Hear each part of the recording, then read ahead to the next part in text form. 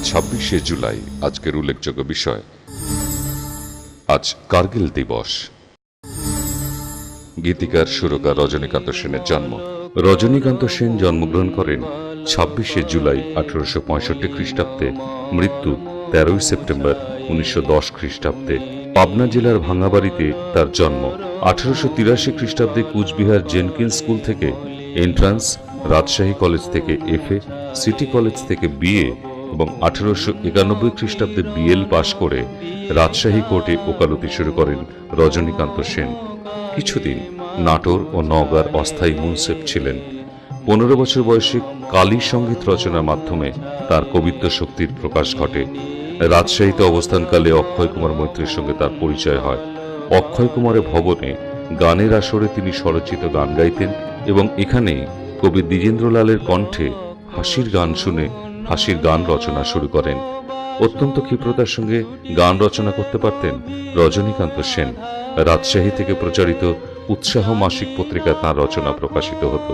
তাঁর কবিতা ও গানের বিষয়বস্তু মুখ্যত দেশপ্রীতি ও ভক্তি।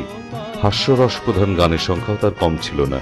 তার রচিত বিখ্যাত দেশাত্মবোধক গান মায়ের দেওয়া মোটা কাপড়, মাথায় তুলে নে রে ভাই, আর তার রচিত গ্রন্থগুলো ছিল বাণী, অমৃত, কল্যাণী, অভয়া, আনন্দময়ী, সদ্ভাব কুসুম, শেষ দান, বিশ্রাম প্রভৃতি। নাট্যকার জর্জ বার্নার্ড শয়ের জন্ম। কবি মোহিতলাল মজুমদারের মৃত্যু। মোহিতলাল মজুমদার জন্মগ্রহণ করেন ২৬শে অক্টোবর ১৮৮৮ খ্রিস্টাব্দে, মৃত্যু ২৬শে জুলাই ১৯৫২ খ্রিস্টাব্দে। জন্ম হুগলি জেলার বলাগড় গ্রামে। ১৯০৪ খ্রিস্টাব্দে এন্ট্রান্স এবং ১৯০৮ খ্রিস্টাব্দে বিএ পাশ করেন।